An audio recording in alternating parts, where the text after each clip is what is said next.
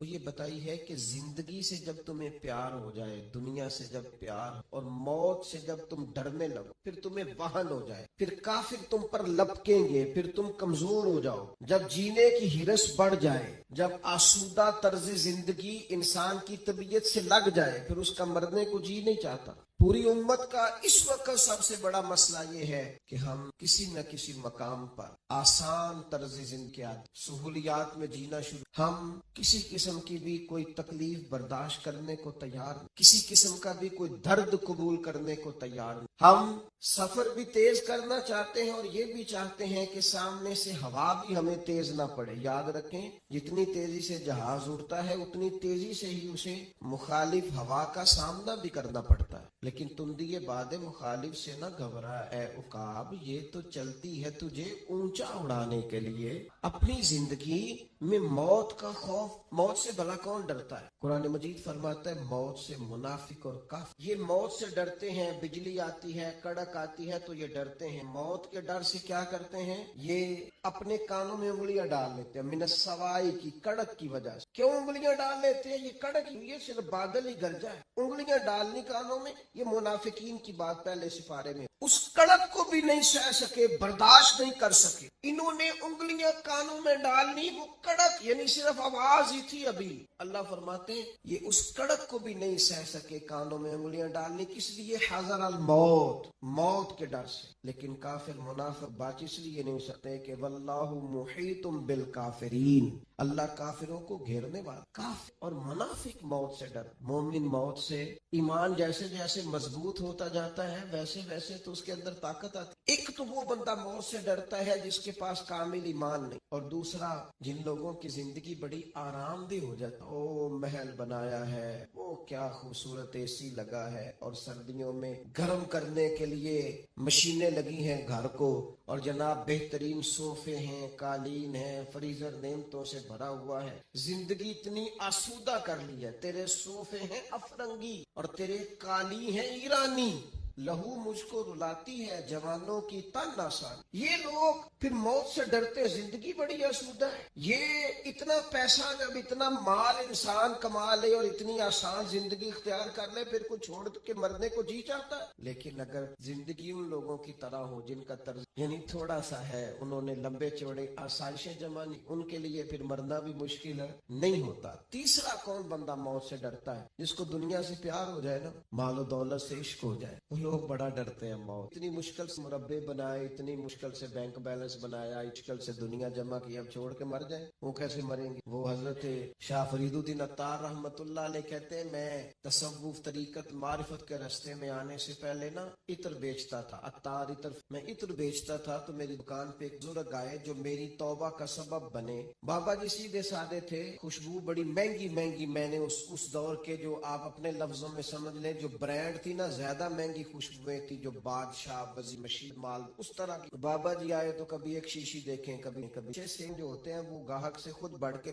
کیا کہتے، میں نے آگے بڑھ کے بابا جی کیا چاہیے، تو بابا جی کہنے لگے کچھ بھی نہیں۔ کہا کہ دیکھ کیا رہے؟ کہنے لگے دیکھ رہا ہوں تیری جان بڑی مجھے۔ میں نے کہا جی وہ؟ کہنے لگے اتنا مال جمع کیا ہے، جب تم مرنے لگے گا کبھی یہ والا شو کیس یا کبھی یہ والا، نہیں سمجھ آئی؟ یعنی کبھی یو بی ایل والا اکاؤنٹ یاد آئے، کبھی مسلم کمرشل والا، اب آگے یہ سمجھ، کبھی وہ جناب وہ ایچ بی ایل والا یاد آئے گا تو بڑی مشکل ہو جائے گی، تو کیسے مرے گا؟ تو کہتے ہیں میں دنیا دار تھا، مجھے غصہ آیا، میں نے بڑے تلخ اور طنزیہ لہجے میں کہا میری جان تو مشکل سے نکلے گی تو تیری کیسے نکلے گی؟ کہتے بابا کہنے لگا بیٹا ادھر آ۔ میں سین میں آیا، وہ زمین پہ لیٹا، اس نے کلمہ پڑھا اور اس کی روح پرواز، میری یوں نکلے گی، عرش فرش تے بانگا ملیاں نہیں تے مکے پہ گئے شور، بلے شاہ آسان نہیں، ایک تے مر گیا ہی کوئی ایسے نکلے گی۔ کہتے ہیں اس کلمہ باز میں نے کفن دفن کا بندوبست کیا، ساری رات میں سوچتا رہا یہ بھی منظر ہوتا ہے دنیا، اتنی آسانی سے شخص چلا گیا۔ فرماتے ہیں بس پھر میں نے بھی صبح خیرات کاروبار کو اتنا کیا جتنی مجھے ضرورت، اور پھر میں نے بھی اپنا زیادہ وقت اپنے رب کی رضا کے لیے گزارنا شروع کیا۔ عزیز دوستو، دنیاوی مال و متاع کا پیار خوف پیدا کرتا ہے، خوف۔ اور میں آپ سے عرض کروں ریاکار بھی بزدل ہوتے ہیں، وہ بھی موت سے ڈر، جو کچھ کیا دکھلاوے کے لیے کیا، اخلاص ہے ہی نہیں۔ مخلص بندہ کبھی موت سے ڈرتا، چھپا چھپا کے نیکیاں کی ہیں، چھپا چھپا کے قرآن پڑھا ہے، چھپا چھپا کے تلاوتیں کی ہیں، چھپا چھپا کے درود پڑھا ہے، کونوں میں بیٹھ بیٹھ کے نعتیں سن کے حضور کی یاد میں رویا ہے۔ اس نے کسی کی مدد کی ہے تو اس نے بڑی چھپا چھپا کے کی ہے، نیکیاں مخلصانہ ہے، اس لیے یہ بندہ موت سے نہیں ڈرتا، یہ بہادر ہوتا ہے، طاقتور ہوتا ہے، اس کے مزاج کے اندر کمزوری نہیں ہوتی، اسے پتا ہوتا ہے کہ میں نے یہاں کے لیے جمع نہیں کیا، میں نے تو وہاں کے لیے جمع کیا ہوا ہے، لہٰذا یہ دوڑتا ہے، یہ ڈرتا نہیں۔ اور پھر زیادہ لوگ وہ ڈرتے ہیں موت سے جو موت سے نہیں ڈرتے اپنے اعمال سے، انہیں پتا ہوتا ہے دنیا میں تو گناہ چھپے ہوئے ہیں، مر گئے تو کھل جائیں گے، وہ ڈرتے ہیں۔ جن لوگوں نے اپنے کردار کو باعظمت نہیں کیا ہوتا، باوقار نہیں کیا ہوتا، کردار میں خوبصورتی اور حسن نہیں پیدا کیا ہوتا، وہ لوگ ڈرتے ہیں موت سے۔ اور جنہوں نے کردار پر توجہ دی، عمل میں خوبصورتی ہوتی، ان کو تو پتا ہوتا ہے کہ ہم نے اپنی زندگی یہاں کے لیے گزاری نہیں، گزاری وہاں کے لیے، اس دیش کے ہمراہی ہے۔ تو یہ لوگ موت سے ڈرتے۔ اب میں آپ سے عرض کروں موت سے پیار بھلا کون کرتا ہے؟ کچھ لوگوں کو موت سے محبت بھی ہو جائے۔ ایک تو وہ شخص موت سے پیار کرتا ہے جس کا آخرت پر کامل یقین، جسے یقین ہونا مرنے کے بعد نعمتیں ملیں گی، کرم ملے گا۔ نبی پاک صلی اللہ تعالی علیہ وسلم نے نا بدر کے دن فرمایا دوڑو بھائی اس جنت کی طرف جس کی چوڑائی زمین آسمان کے برابر ہے۔ تو حضرت عمیر رضی اللہ تعالیٰ عنہ انصاری صحابی فرمانے لگے حضور جنت زمین آسمان کے برابر چوڑی ہے؟ قرآن مجید نے کہا نا اللہ کی بخشش اور جنت کی طرف دوڑو، جنت زمین آسمان جتنی چوڑی ہے اور صرف چوڑائی بتائی ہے، لمبائی نہیں بتائی۔ فرمایا تم نے جو چیز سب سے زیادہ دیکھی ہے وہ زمین آسمان ہے، اتنی جنت صرف چوڑی ہے، اور کسی بھی چیز کی چوڑائی زیادہ نہیں ہوتی، لمبائی زیادہ ہوتی۔ حضور فرمانے لگے اس جنت کی طرف دوڑو، تو حضرت عمیر انصاری رضی اللہ تعالیٰ عنہ عرض کرنے لگے حضور جنت زمین آسمان کے برابر چوڑی ہے؟ حضور نے فرمایا ہاں۔ تو حضرت عمیر کہنے لگے واہ واہ واہ، یقین کامل تھا نا کہ جنت ملے گی، آخرت کی نعمتوں پر واہ واہ اتنی چوڑی۔ تو حضور فرمانے لگے واہ واہ کیوں کر رہے ہو؟ عرض کرنے لگے حضور اللہ کی رحمت دیکھ کے واہ واہ کر۔ پھر کھجوریں کھا رہے تھے، جھولی میں کھجوریں تھی، پھر 2 منٹ لگے کھجوریں چھوڑ دی، کہنے لگے یار دیر کیوں کرنی ہے، یہاں بیٹھ کے کیوں کھائیں، جنت میں جا کے کھائیں گے۔ فوراً میدان کارزار میں اترے، تھوڑی دیر جنگ ہوئی، اللہ تعالیٰ نے شہادت عطا فرمائی۔ آخرت پر یقین ہو تو پھر بندے کو نا پیار ہو جاتا، اور حضور نے فرمایا موت تو مومن کے لیے تحفہ ہے، پھر تو یہ تحفہ اسے نصیب ہو جاتا ہے۔ اور پھر جن لوگوں کی اللہ کی رحمت پر امید ہوتی ہے نا کہ اللہ مہربان ہے، حضور علیہ الصلوۃ والسلام نے فرمایا رب کے ساتھ تم جس طرح کا گمان کرتے ہو اللہ بھی تمہارے ساتھ اسی طرح کا معاملہ فرماتا ہے۔ کامل امید ہونا اللہ کی رحمت کی، اپنے ذہن میں کبھی مایوسی نہیں پیدا کرنی، کمزور نہیں پڑنا۔ ہم گناہگار ہیں، ہم سیاہکار ہیں، ہمارے اندر خطائیں ہیں، پر غلام بھی تو مدینے والے محبوب کے ہیں نا، کلمہ بھی تو نبی کریم کا پڑھتے ہیں نا، اللہ مہربان بھی تو بڑا ہے نا۔ ہمیں غور بھی کرنی ہے، احساس بھی پیدا کرنا ہے، لیکن مایوسی کا شکار نہیں ہونا۔ کتنی بڑی بات ارشاد فرمائی، فرمایا لا تقنطوا من رحمت اللہ، تم نے میری رحمت سے نا امید نہیں ہونا۔ اللہ کی رحمت سے نا مالک کیا ملے گا؟ فرمایا ان اللہ یغفر الذنوب جميعا، اللہ سارے گناہ معاف فرما دے گا۔ تو جن لوگوں کو اللہ کی رحمت پر نبی کریم علیہ السلام تشریف فرما ہے، امام غزالی نے لکھا ہے بدو آ گیا دیہاتی سادہ آدمی، سادے بندے بھی سادے ہوتے ہیں، ان کا بھی اپنا طرز زندگی ہوتا ہے۔ بدو آ گیا سادہ آدمی تھا، آتے السلام علیکم لے کے نا تو کوئی بات ہی نہیں کی، سیدھا سیدھا ہی کہتا یا رسول اللہ صلی اللہ علیہ وسلم یہ بتائیں قیامت کے دن حساب کس نے لینا ہے؟ یہ تو بڑی صاف سی اور مختصر سی اور سادہ سی بات ہے، حساب تو اللہ تعالیٰ نے لینا۔ اب اس نے جو لفظ کہے اللہ کے حبیب کی آنکھوں میں آنسو، کہنے لگے اگر اللہ نے حساب لینا ہے پھر انشاءاللہ کرم ہی۔ حضور فرمانے لگے تمہیں یہ امید کس طرح ہے؟ تو عرض کرنے لگے یا رسول اللہ کریم جب غالب آتا ہے تو معاف ہی کر، جب کریم کا غلبہ ہوتا ہے نا، کریم بندہ جب کسی پہ قبضہ کر لے تو پھر معاف کرتا ہے، تو اللہ تو سب سے بڑا مہربان ہے۔ وہ بات کی اور اگلا جملہ ہی کوئی نہیں کہا، وہ چلے گئے۔ تو حضور علیہ السلام نے اب اس بات پر رزلٹ دیا، فرمانے لگے کریم محبوب بندہ سادہ تھا، بات بہت بڑی کر گیا، بڑی بات کر گیا، سادہ آدمی۔ میرے عزیز اللہ کی رحمت پر جن لوگوں کی دو انہیں موت سے ڈر، اور پھر جن کو محبوب کی ملاقات کا شوق ہو نا، ہم نے جان دے دی، وعدہ ہے ہم سے وعدہ کیا گیا تھا کہ تم مرو گے نا تمہیں دیدا، تو ہم نے جان ہی دے دی، وعدہ جان ہی دے دی، وعدہ ہے۔ اور پھر فرماتے ہیں نقد اپنا دام ہو ہی جائے گا، فرماتے ہیں ہم نے جان دی ہے اس وعدے پر کہ وہ ملے گا، امید ہے کہ یہ سودا ادھار، جیسے ہی قبر میں جائیں گے سامنے حضور کی زیارت نصیب ہو جائے گی۔ اس لیے لحد میں بھی عشق رخ شاہ کا داغ لے کے چلے، اندھیری رات سنی تھی سو چراغ لے کے چلے۔ یہ حدیث آپ نے بھولنی نہیں، یہ تنہائیوں میں یاد رکھنے کی روایت، یہ تنہائیوں میں پڑھنے کی روایت، یہ اپنے ذوق کو تازہ، جو لوگ کہتے ہیں نا وجد سرور کیف میں جانا چاہتا ہوں، وہ مشکاۃ شریف کی اس حدیث کو دیکھے۔ اللہ کے حبیب علیہ السلام نے فرمایا لوگوں میں تمہیں بتاؤں قیامت کے دن اللہ تعالیٰ بندوں سے پہلا سوال کیا فرمائیں گے اور بندے اس کا جواب کیا دیں گے؟ یا رسول اللہ کرم فرمائیے، بتائیے۔ تو کریم فرمانے لگے اللہ تعالیٰ قیامت کے دن بندوں سے سب سے پہلا سوال، اگرچہ بعض اور احادیث میں اور سوالات بھی آئے ہیں قیامت میں جو سب سے پہلے ہوں گے، لیکن اس حدیث میں یہ والا سوال حضور نے بیان فرمایا۔ حضور فرمانے لگے اللہ قیامت کے دن اپنے بندوں سے سب سے پہلا سوال یہ فرمائے گا کیا تم میری ملاقات کو پسند کرتے؟ اوئے ہوئے، کیا تمہارا ملنے کو جی چاہتا؟ کبھی اے حقیقت منتظر نظر آ نہ لباس مجاز۔ اقبال کہتے ہیں تیرے کرم اتنے ہیں دل کرتا ہے تجھے دیکھیں، کبھی کبھی اے حقیقت منتظر نظر آ نہ لباس مجاز میں، لاکھوں سجدے تڑپ رہے ہیں میری جبین نیاز میں، تمہارا دل کرتا تھا مجھ سے ملنے کو؟ فرماتے بندے عرض کریں گے مالک بڑا دے، پھر اللہ فرمائیں گے یہ گفتگو کی معنویت تو دیکھو یار، اس کا حسن تو دیکھو۔ اللہ پھر پوچھیں گے کیوں دل کرتا تھا؟ دل کرتا تھا تو کیوں کرتا تھا؟ عرض کریں گے مالک اس لیے کہ ہمیں امید کہ تو معاف بھی کر دے گا، رحمت بھی فرمائے، اس معافی کی امید پر دل کرتا تھا تو ملے۔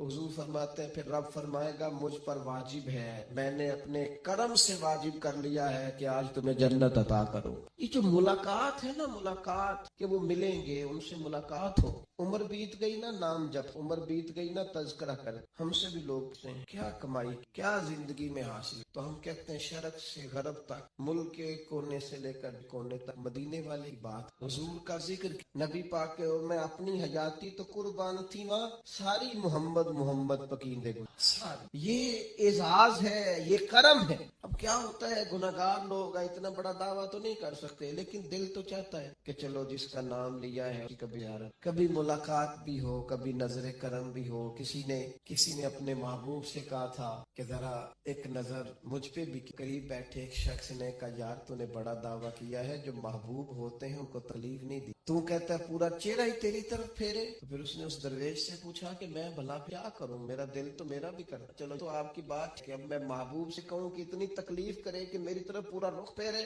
تو ٹھیک نہیں، تو پھر بتائیں میں کیا کروں؟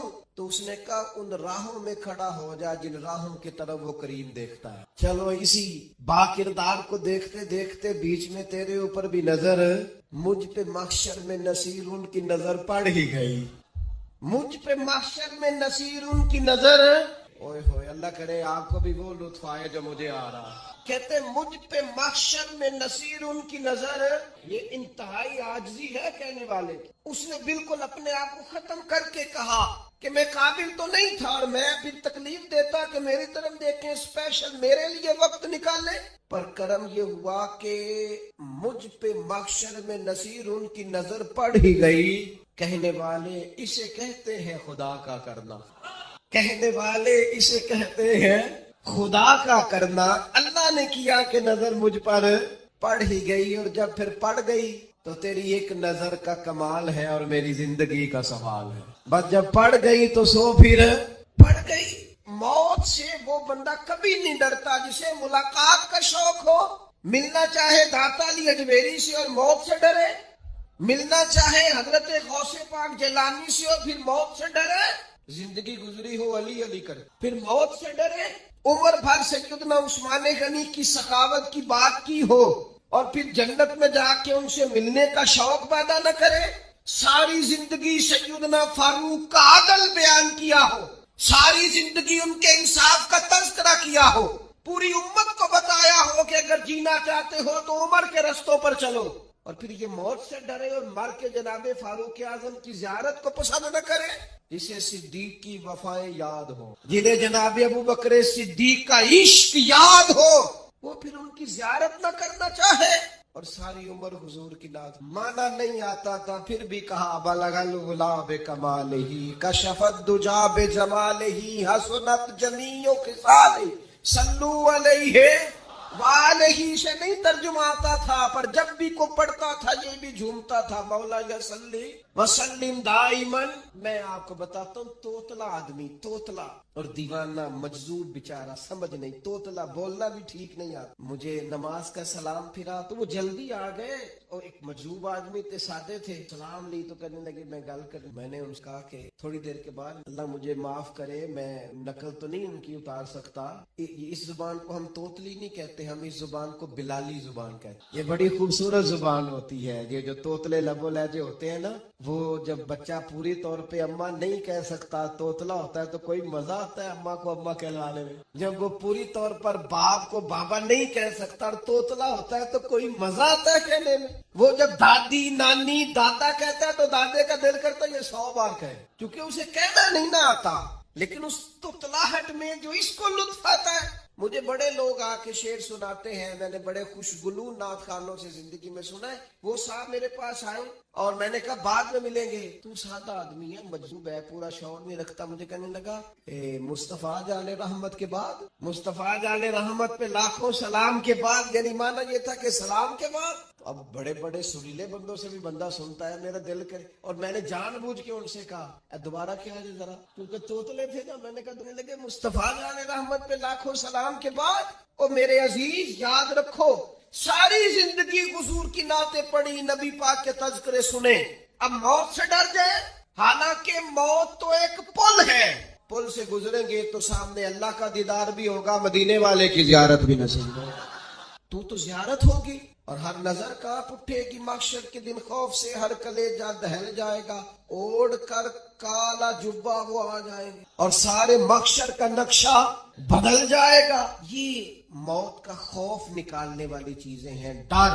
اچھا مجھے ایک بات بتائیں، یہ میں امید کی بات کرنے لگا. چلے اب یہ بات تو مشکل ہے پر کرنی پڑے گی، مجبوری ہے. کبھی کبھی ابا جی سے مار بھی پڑ جاتی ہے بندے کو 2-4 لگ بھی جاتی ہیں. اس وقت نا جو سب سے بڑا سہارا کسی کو نصیب ہوتا ہے وہ یہ ہوتا ہے کہ اللہ کرے اماں گھر میں. اور میں نے دیہاتوں میں کئی مائیں ایسی دیکھی ہیں جو بیٹے کے حصوں کی مار کھاتی. ابا نے ڈنڈا لے لیا ہے بیٹے کی غلطی پہ، اب اماں بیچاری سامنے ہو گئی ہے، 2-4 اس نے بھی کھا لی. یہ بات آپ سمجھیں، موت کا خوف نکالنے کے مفہوم میں بات کر رہا ہوں. اماں موجود ہونا گھر میں تو ابا سختی بھی کرنے لگے تو کسی وقت احساس ہوتا ہے کہ جناب یہ سختی نہیں ہوگی کیونکہ میری اماں، اور اماں پوری وکیل بن جاتی ہے کہ تو نہیں پتا وہ ہو گئی غلطی، فلانے دے منڈے نے خراب کیتا ہے، حالانکہ ہو سکتا ہے اس نے اس کو بھی خراب کیا ہو، لیکن وہ اماں وکیل ہے، وہ وکالت کر رہی ہے اور وہ بے لوث کر رہی ہے. ہوتا ہے ایسے. اس بات کو سمجھ لے اچھے طور پر، موت کا خوف نہیں، ڈر نہیں، اس لیے کہ گھر میں ماں موجود ہو تو باپ کا ڈر نہیں ہوتا.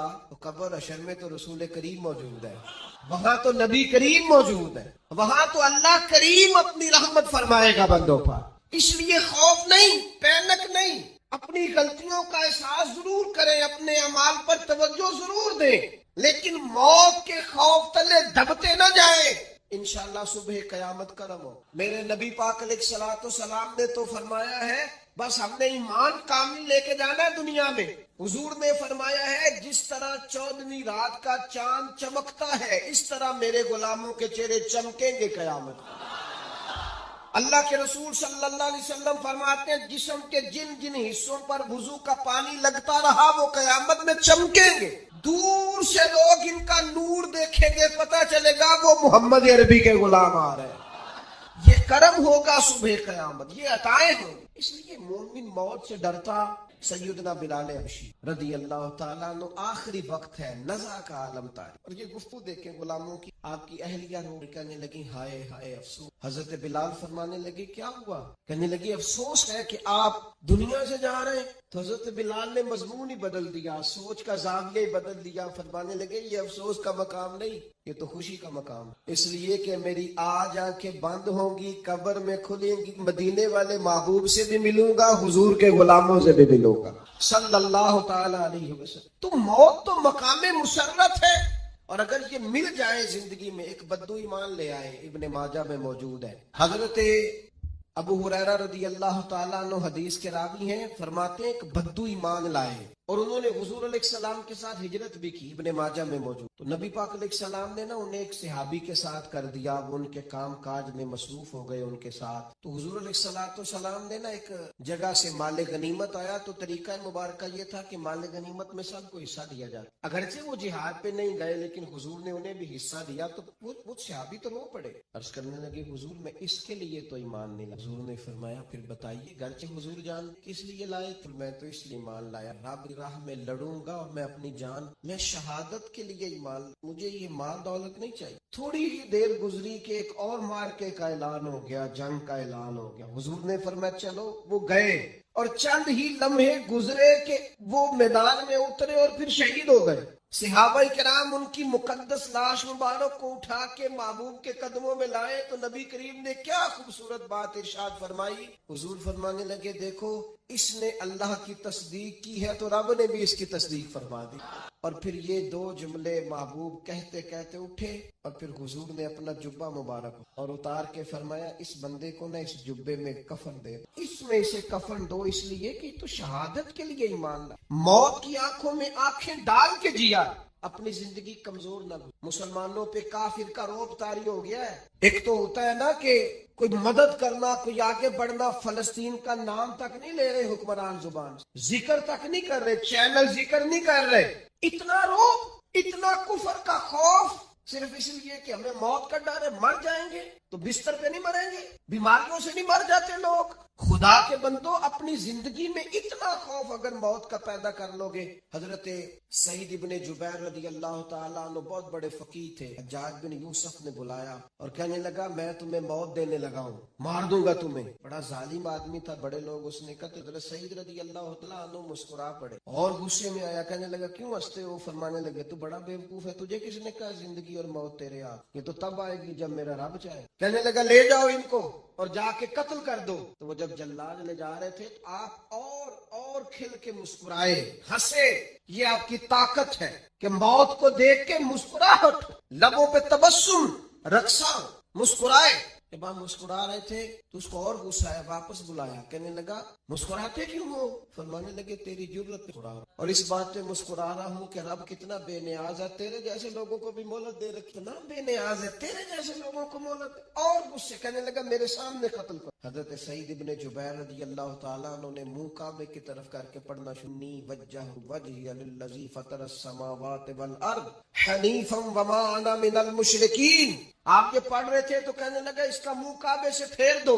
کعبے سے منہ پھیرا تو آپ فرمانے لگے تو بڑا ہی، میرا رب کو صرف کعبے کی طرف مقید ہے، وَلِلَّهِ الْمَشْرِقُ وَالْمَغْرِبُ فَأَيْنَمَا تُوَلُّوا فَثَمَّ وَجْهُ اللَّهِ۔ چہرہ پھیر دیا جب اس نے تو آپ فرمانے لگے مشرق بھی اللہ کا، مغرب بھی اللہ کا، اور اللہ فرماتا ہے جدھر بھی منہ کرو ادھر ہی اللہ کی رحمت ہے۔ یہ پڑھا تو اس نے ہٹایا، اور جب وہ آپ کو قتل کر رہا تھا تو حضرت سعید ابن جبیر کی ایک زوردار آواز گونجی، فرمایا یاد رکھنا مجھے اسی طرح قتل کرنا جس طرح تم خود قیامت میں قتل ہونا پسند، میرا آخرت پر یقین کامل ہے، محشر میں عدالت لگے گی، میں تمہیں قتل کروں گا میں۔